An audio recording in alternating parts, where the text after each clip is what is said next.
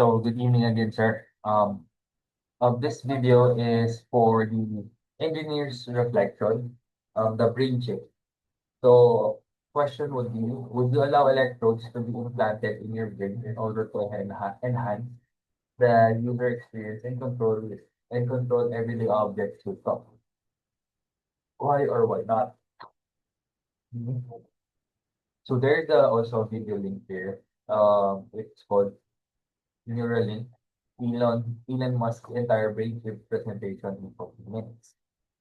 Now, watching that video really brings the futuristic aspect and possibilities. For example, in the medical field, for example.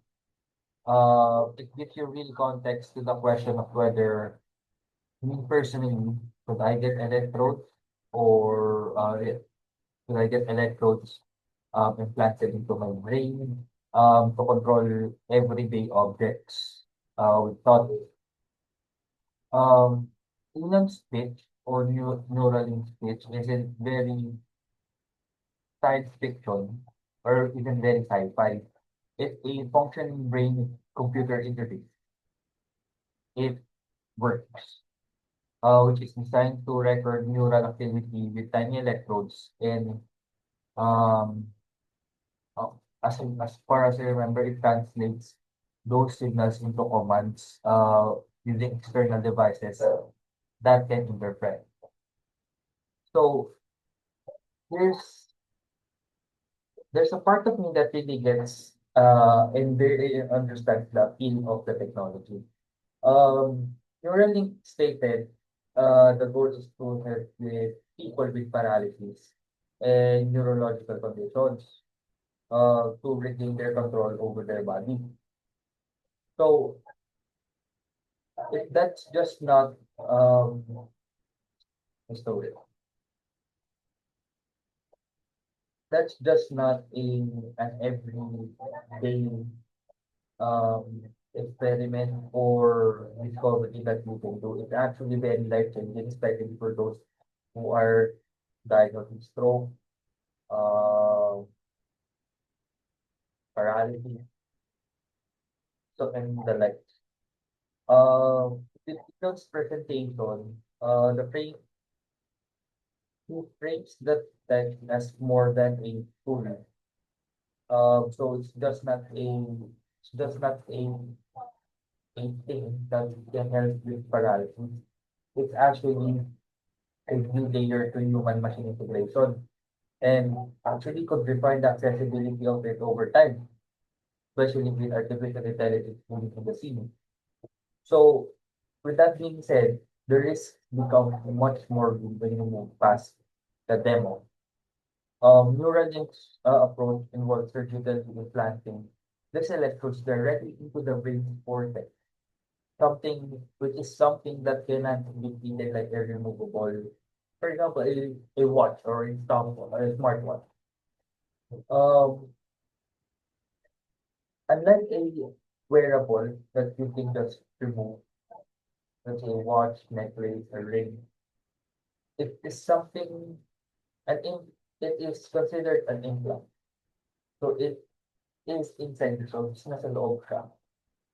So hindi mo lang siya pwedeng hubarin kasi ayaw man gawin ko. No, there's no take-off option if you change your mind. And with several human trials you've heard without setbacks, well, there are some that appears to have some functionality issues and required software tweaks or software updates,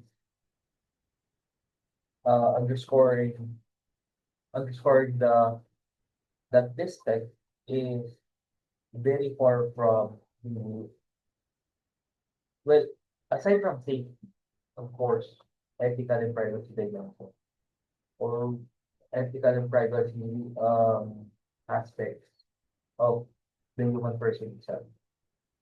So Neuralink demo of the brain chip might make thought control seem like a fast forward and convenient way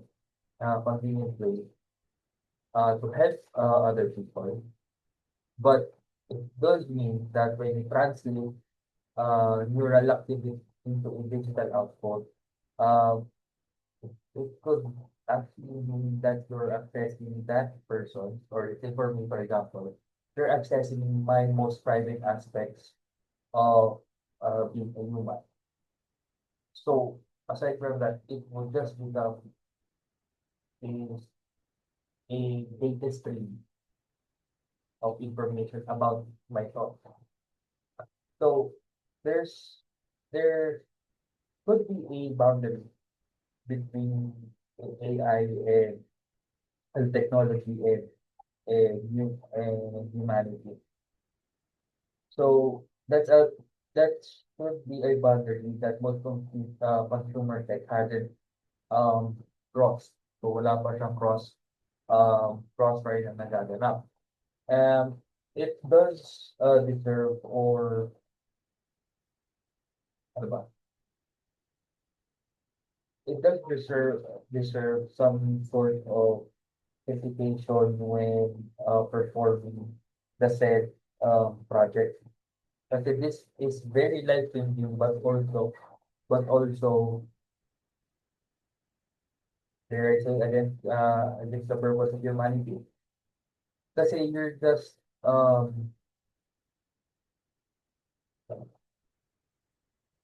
consistently improving what is supposed to be you itself that's doing.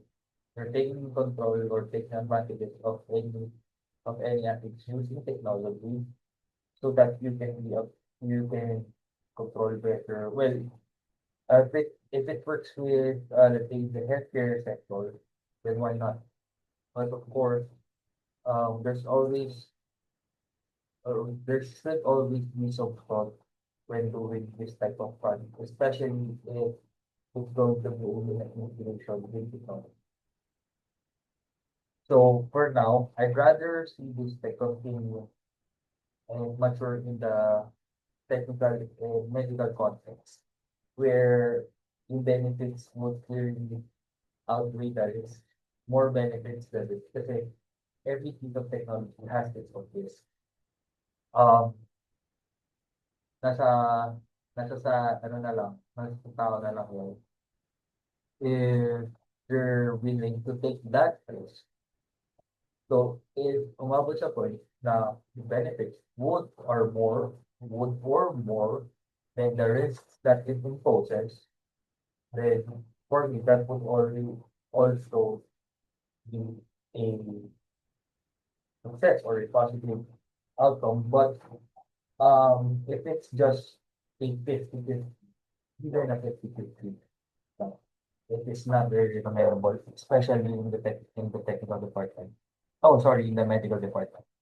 So yes, I would see this rather grow more in the medical context or in the medical field.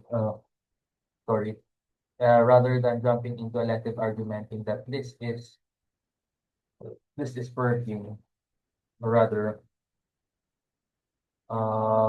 this this is for this can help you, but without proof. But the risks or setbacks are so yan lang ako. Thank you, sir.